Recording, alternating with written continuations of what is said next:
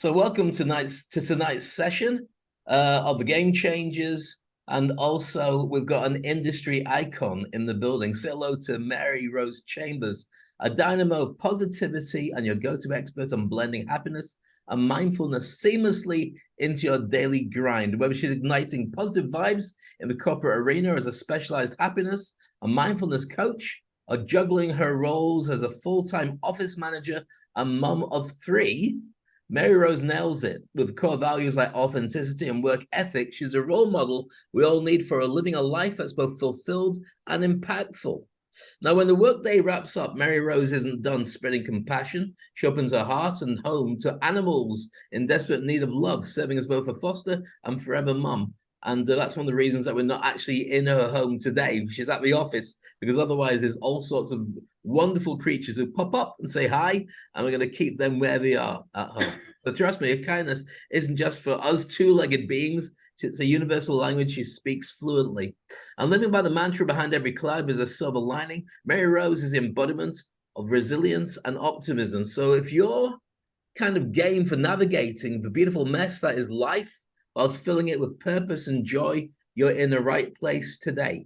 Ready to elevate your happiness game? Well, together, let's make it happen, ladies and gents. A very dear friend of mine who I've known for about 30 years or so in Dubai. And she's always had a smile, even when we feel like crying, and one of the most positive and amazing people that I've known, one of my dearest friends. Ladies and gents, put your hands together for Mary Rose Chambers. Thank you so much, Dave. Wow, that was a very humbling introduction to me. Thank you very much for that. You've said pretty much everything there is to say about me. And my journey actually towards happiness, I don't know when it really started. I think I started when I was maybe 13 or 14 years old. We actually lost my eldest brother in an accident. And at that point, we realized like life just goes on. You know, you can be mourning, but you look around you and life just carries on. And then we kind of move forward and, you know, life happens. And, I embarked on becoming a certified happiness coach actually during COVID, because it was then that I realized that people need people. The disconnection was a little too much.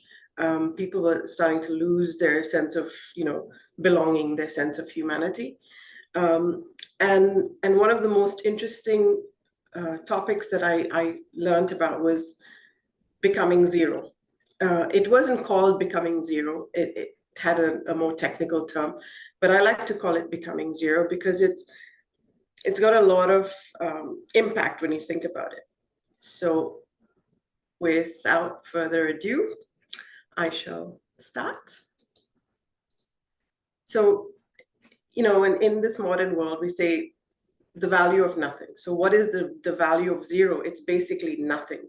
Mathematically, zero is the number that is between the negative and the positive. So it's the central most point in the numerical scale. And nowadays, like you have, COP24 and, COP28 or whatever the hell number it is. They're talking about, the zero pollution. We in the office, we say, we're heading towards zero by the year 2030. We will have zero wastage, zero pollution in the offices. I mean, it's a dream. Okay. And then of course, when you're at home dieting, you're on zero fat, zero carbs, so you're always heading for this zero. And let's look at a more positive meaning of the word zero. So the origin of zero goes back to the Mayans. You can find zero in the Mayan history, the Indian culture, as well as the Chinese. So it was more or less a placeholder, because they started to count, and then they realized that if you put 1 and 2 together after 10, it looks like 1 and 2. And then if you had 120, how do you know you've counted 120? So it was a placeholder. If you think back to your kindergarten days and teachers were teaching you, tens, units, and hundreds and all of that, the zero was a placeholder. Going further on, the zero was, very instrumental, I would say, in coming up with, calculations and inventions and all of that.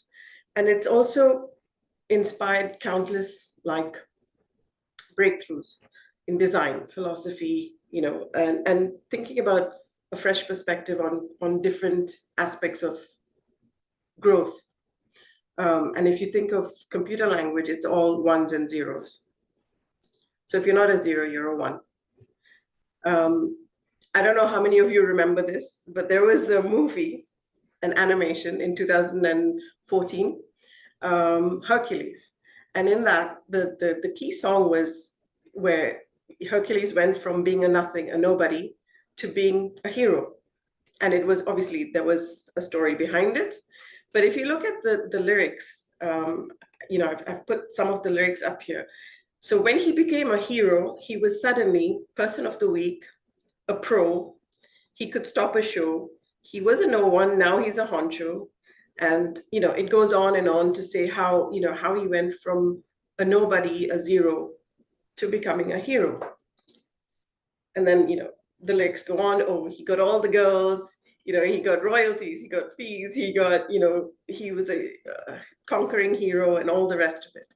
So society has taught us that being a zero, you're a loser because you've got nothing. And if you're a hero, you've got everything. You've got the girls, you've got the money, you've got all of it, the whole deal. So what is the point of wanting to become a zero? So we'll look at it. I'm going to take you on a little journey, okay? If you allow me to. I'm going to ask you to just close your eyes and I will recite or I will read the words of a poem. So if you just close your eyes, take a deep breath. I have caught life. I have come down with life. I was a wisp of undifferentiated nothingness, and then a little peephole opened quite suddenly. Light and sound poured in. Voices began to describe me and my surroundings. Nothing they said could be appealed. They said I was a boy named Rudolph Waltz, and that was that. They said the year was 1932, and that was that. They said I was in Midland City, Ohio, and that was that. They never shut up. Year after year, they piled detail upon detail. They do it still. You know what they say now? They say the year is 1982 and that I am 50 years old. Blah, blah, blah. Keep your eyes closed and try to understand what this poet was saying. Take another deep breath in. And now I'm going to ask you, with your eyes still closed, I will read the words again, and I will leave a space for you to fill in a blank.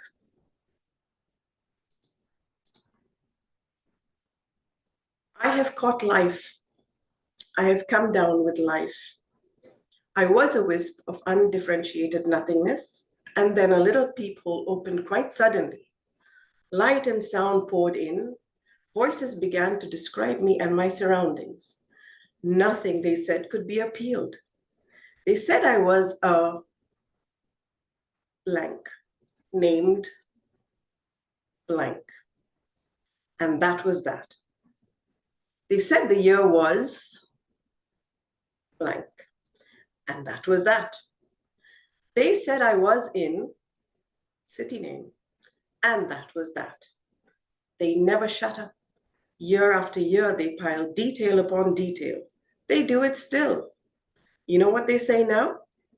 They say the year is 2023 and that I am blank years old. Blah, blah, blah. Now, all the blanks that you filled in, can you imagine what would the impact be on your life if the information in those blanks was different? if your name was different, or your cultural background was different, or your heritage, or the city you were born in? How would your life change? Would it change?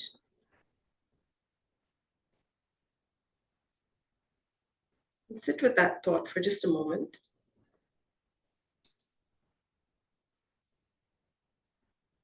Take a deep breath in. And whenever you're ready, you can open your eyes.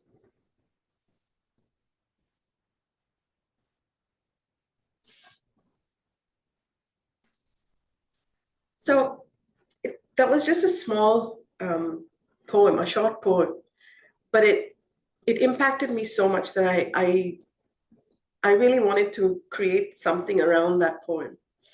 And what I thought was that there are so many unseen possibilities just from contemplating on those few blanks that we filled in, and where cultural boundaries can be blurred, where your name doesn't define you. And are you ready now to embrace the potential of a diverse world? So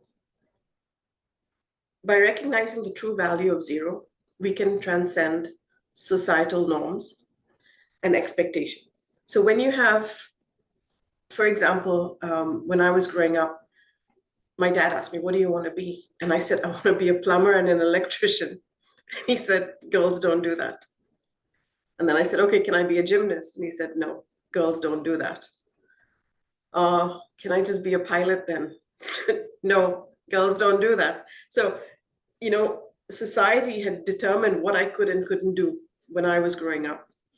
So now I'd like to give you an opportunity to look at, no matter where you are in life right now, what opportunities have you not even thought were possible? So we'll play a game with your blank piece of paper. So if you have your piece of paper, I'd like you to make a fold at the top like that. Okay, I'll just show it to you.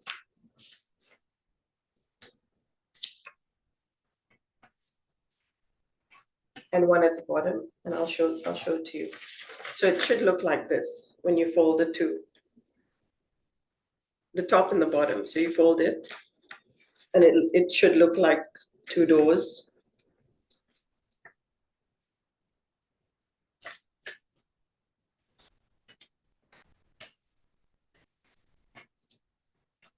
Did we do that?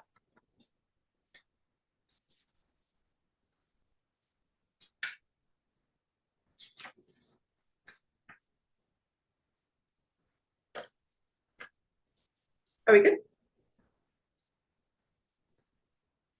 And then I want you to tear the bit from here towards the middle, like that. Not all the way through, just maybe 2 inches into the middle, and do it on the other side as well.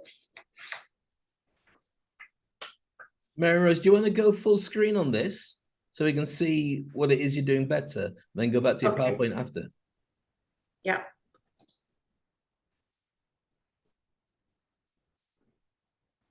So you should have now a piece of paper with two, I don't know, can you see that?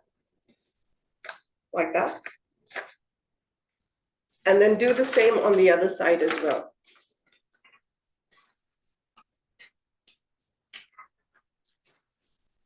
It doesn't need to be perfect, it just needs to look like this.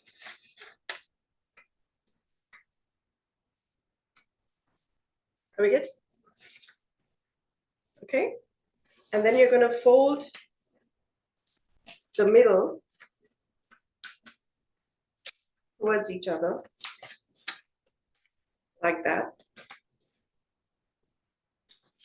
So if you fold the middle bits,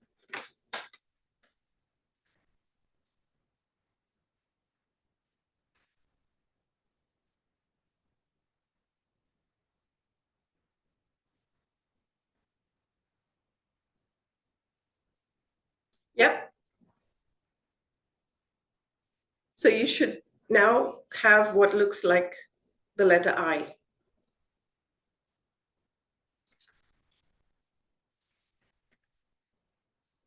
So this is your I, basically. Okay.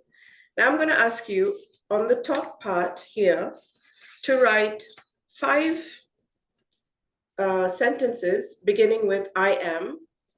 And basically it should describe what you were taught, about yourself. So I am a lady, a girl, a boy. I am whatever years old. I am from. I am a mom. I am. So just 5 sentences, very simple sentences that describe you.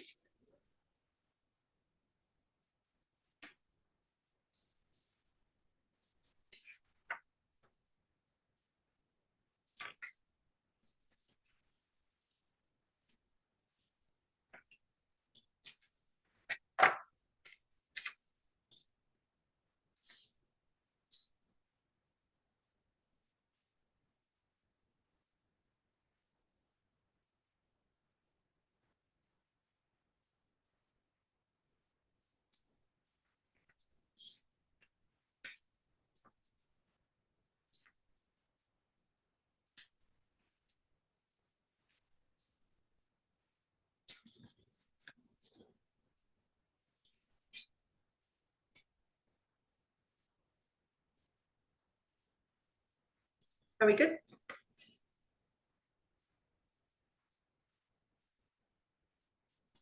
And then in the second, the middle part here, you're going to write 5 strengths that you have. Either that you have or somebody tells you that you have. So 5 strengths, you can just put one word, and then 5 flaws. So if you do 5 strengths on the top and then 5 flaws here in the second half.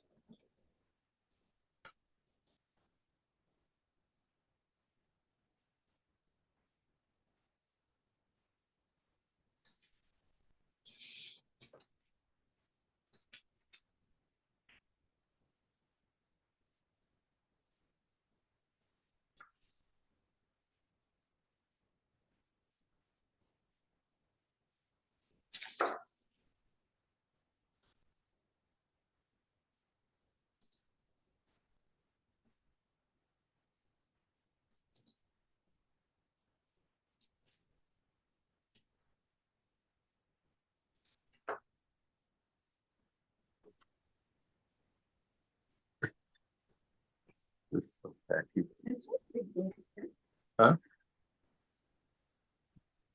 So if we're done with the strengths and weaknesses, in the bottom part here, you can write, what do you fear the most? And if you have any guilt or grudge that you're holding deep inside of you, don't worry, I'm not going to ask you to share it with anyone. It's just for you. So if you have first the fears, like what are you afraid of the most? And then guilt and grudge. So you can put those on the bottom here. So you could repeat that again. What at the bottom goes? So here on the bottom part here, you have to, you don't have to, but if you can write what do you fear the most? Do you fear the future? Do you have fears about, apparently there's a new phrase now, FOBO, fear of becoming obsolete. So, it's a thing. So yeah, if you have any fears, and then what guilt or grudge do you carry in your heart, like deep within? You can mention that on the bottom here. And then just give me a thumbs up when you're done. So I'll continue from there.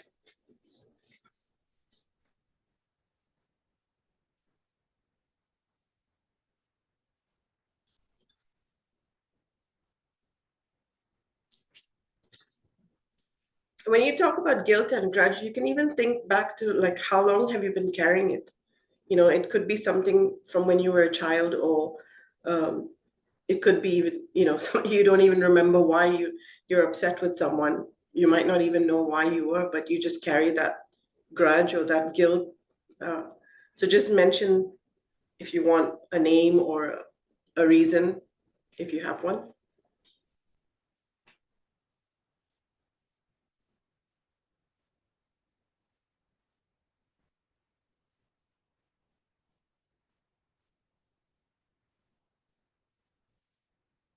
Are we good?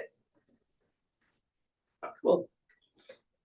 So remember at the top we said, I am. So it's all the things that you know about yourself to be true, right? I am Aziza. I am, a mom. I'm, a wife. I'm a manager. So all of those things that you know, it's up here, right? And then you have your strengths and you have your weaknesses. So,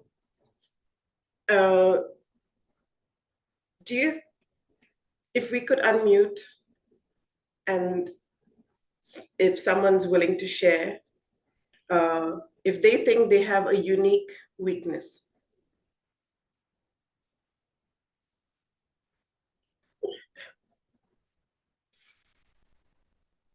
If you have a unique weakness, I'll give you one free session of my time. When you say unique weakness, one that other people haven't written down, is that what you're saying? Yeah. Or Dreadlocks. You think nobody else has that kind of a weakness. Dreadlocks. That's not a weakness, David. Okay, grey dreadlocks. That's not a weakness. Shut up. Grey dreadlocks. Give me free stuff. No, that's not a weakness. Okay. My weakness would be I get annoyed when someone is very slow.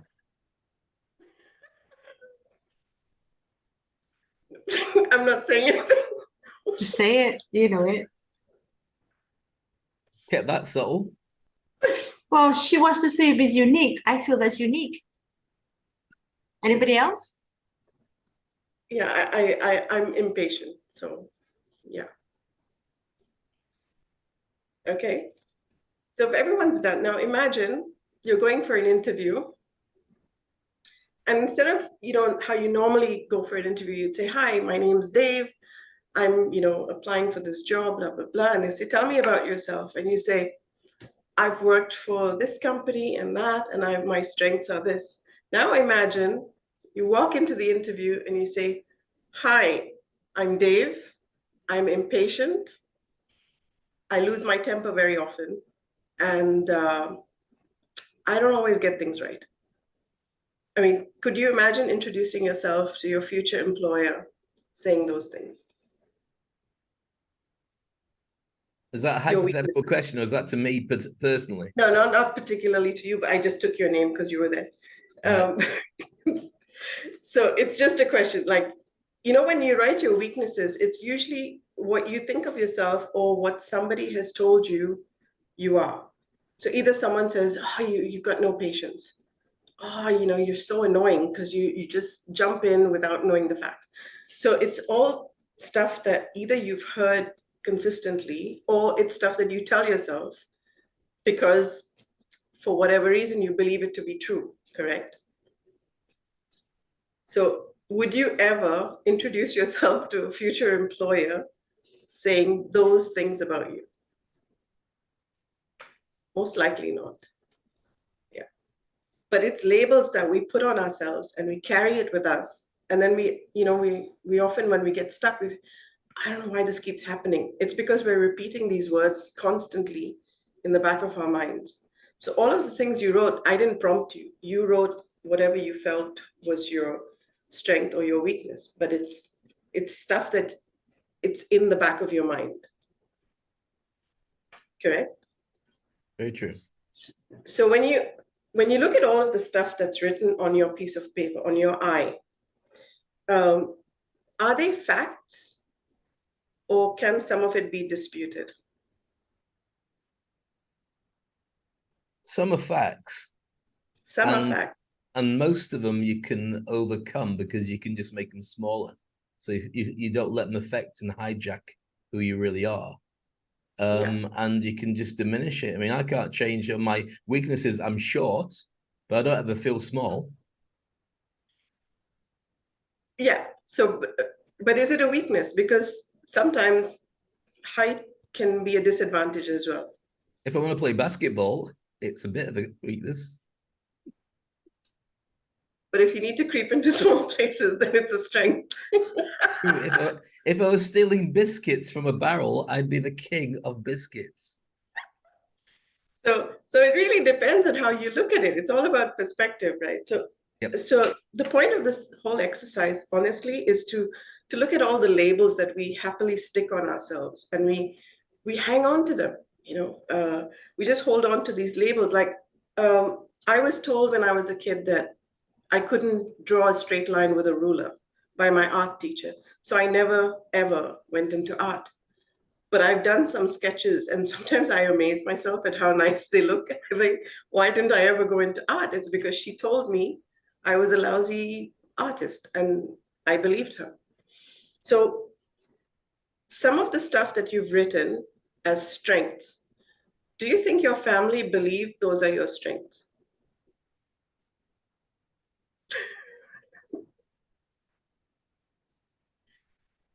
Do you mean my No. wife or the rest of my family? Not mine. Your mother will believe that's your strength. But you believe them, right? You believe they're your strengths. Okay. Mm-hmm. Now, have you always had those strengths or weaknesses? Have you always had them? Were you born with them? Always had the strengths. Weaknesses have developed. Were you born with the strength? Yeah. From a very early age. Very early age, if not born with, because you're just born as a baby, but I developed them at a very early age. Yeah. Mine would be funny, engaging, creative, and resilient, empathetic. You need that as a survival if you're me. So that's not new. But then were you always that funny, or did you develop over time? Always. Mary Rose doesn't believe that thing. Yes, she She does. doesn't believe you're funny. I worked with him, so I know he is.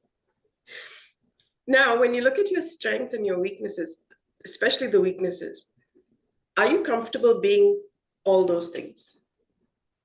Are you comfortable being impatient? Are you comfortable being annoyed or annoying?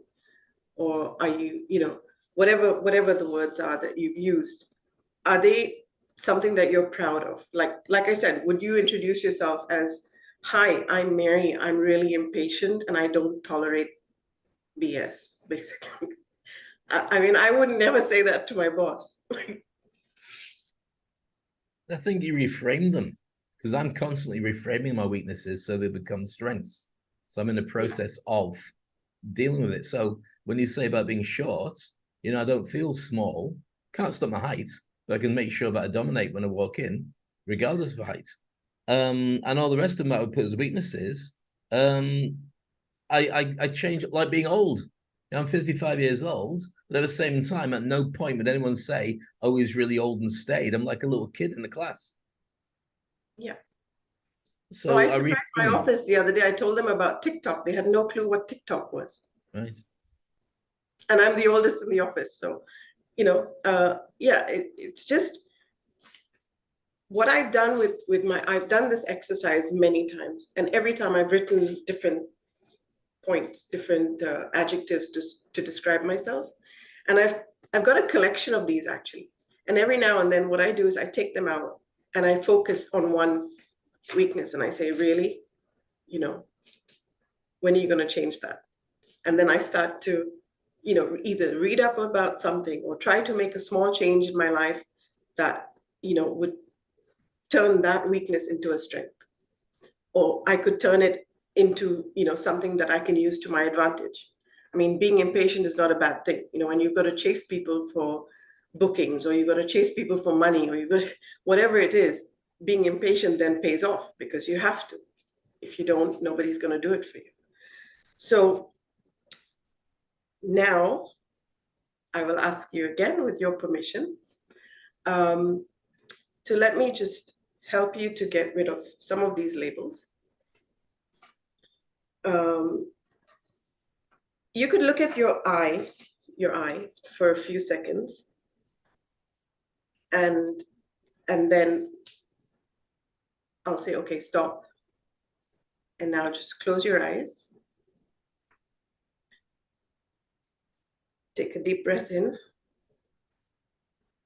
Settle into a nice, comfortable position on your chair or wherever you are. If you're laying down, please, by all means, just lay down and just breathe. Take a deep breath in and slowly exhale. Feel any tension that you have just melting away. Take another deep breath in. And as you exhale, just let go of any guilt or any grudge that you've been holding on to. Let it just go.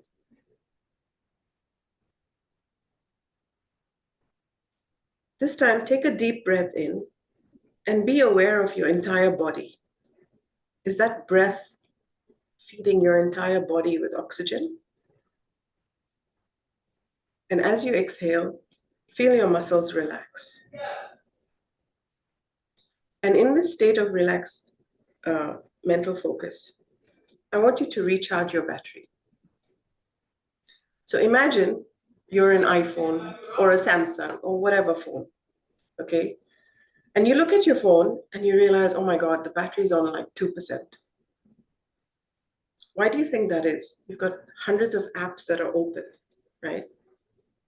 So now you start to close each app, or you can just close all, but you go one by one and you start closing the apps. So now shift your focus to your inner self and imagine all the apps that are constantly running in your memory.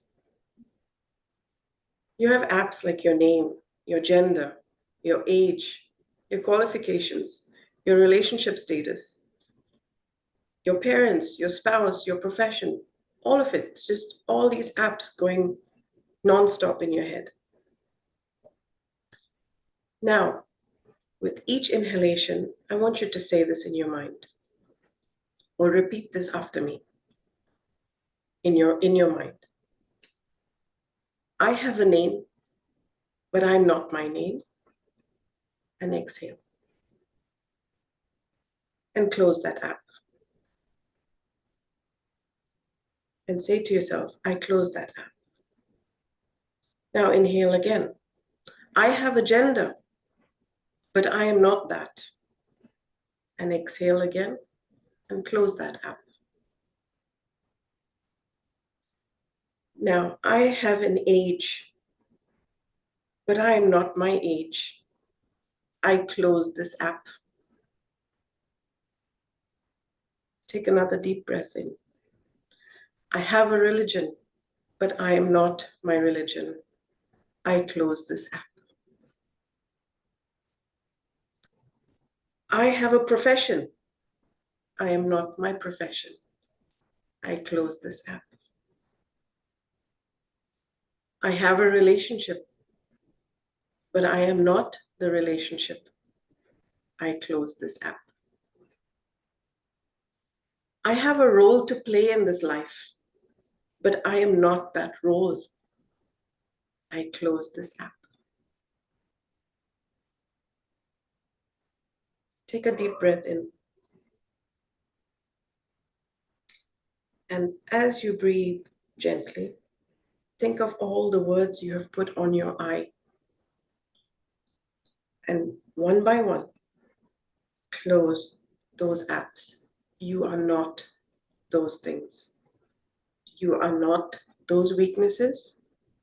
You are not the strengths. You are not the grudges. And you are not any of the things that you put on that eye. And as you close one by one, feel a sense of deep relaxation, peace, and calmness. Let it overtake your entire body. I ask you to take just a few seconds, and any thought that comes into your mind, just close it. I am not that.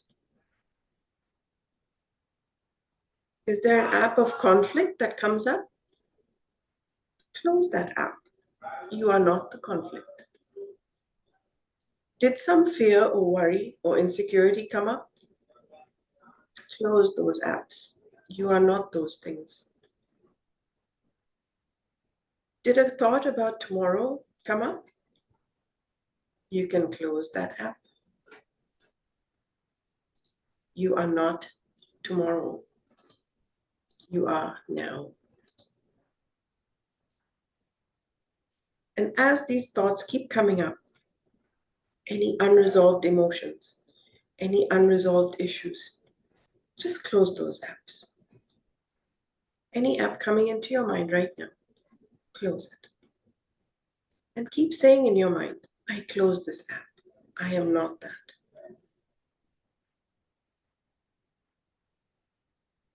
Take a deep breath in and exhale and close any other app that pops up. Keep in mind all these labels that you carry in your day that are draining your power are now closed. You are in a completely restful state. And with every inhalation, you're creating more space and more space and more space. And with every exhalation, you allow yourself to be more complete. Every cell of your body is filling with joy and blissfulness.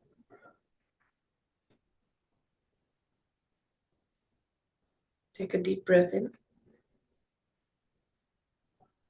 and let go of all those apps that have popped up again.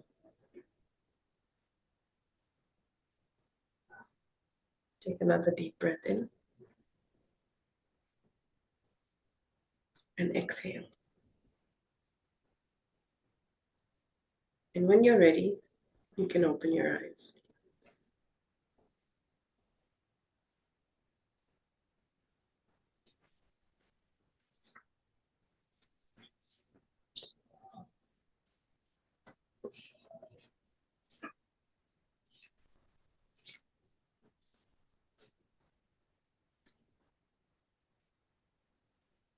How do you feel? I feel amazing. I needed that a lot. A lot. That's just the beginning. And like I said, I keep my eyes, I've got to honestly have a collection of these. And every now and then I pull them out and I say, oh, that's not me anymore. You know, so I've grown, I've developed, and I've used this exercise to help myself get better and better at what I do. How often should you do this exercise then? About closing the apps and writing an I? You can do them several times a day because apps always pop up, right? Like sometimes I've looked at my phone, I've got like 50 apps open at one time, and I don't even know how it's functioning anymore. I mean, that's just my phone, but obviously in the office, as an office manager, I tend to multitask, and it's one of the worst things you can do. When you multitask, you're everywhere and nowhere, really. And without your checklist, you're going to lose something. So it's really important for me as an office manager to take a breather throughout the day and just say, okay, stop. Let's see what's going on and start again. So it's really important to be mindful of what you're doing, basically. That's amazing. Thank you. I feel so chilled out now. So shall I just share my screen again?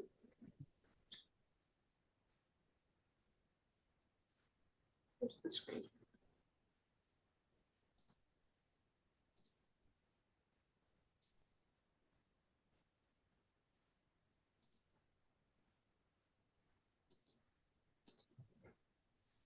So in conclusion,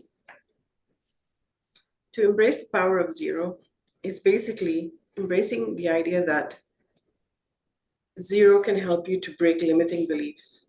So when you close those apps, when you start getting rid of all those labels, you're basically setting yourself up to look at new ways of seeing yourself. Looking at the power of zero is recognizing that there's a balance that's sometimes missing.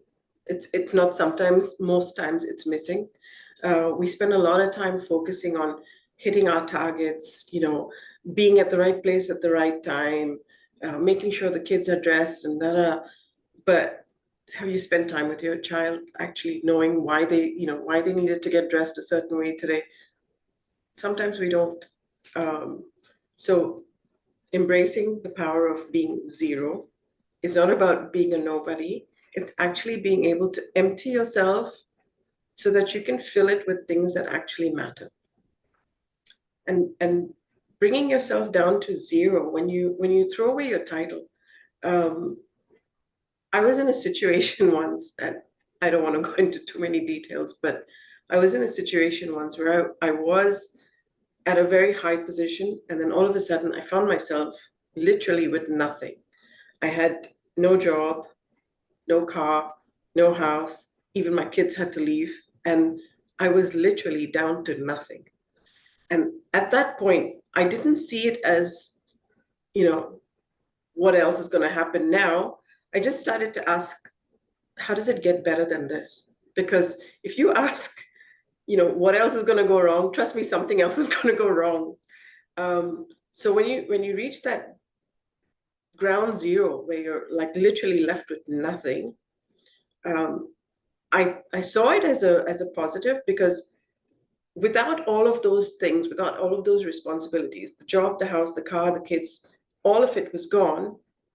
I was left with me, and I had to really learn how to see myself again and build back, not to where I was before, but to something better than what I was before. And I could only do that by being at ground zero. So I hope these are the three main takeaways from today's masterclass. Thank you very much for your time. You can scan my QR code right there, and I will send you a copy of my Becoming All of Me ebook. And look forward to seeing you again soon. Thank you. Bye. Bye.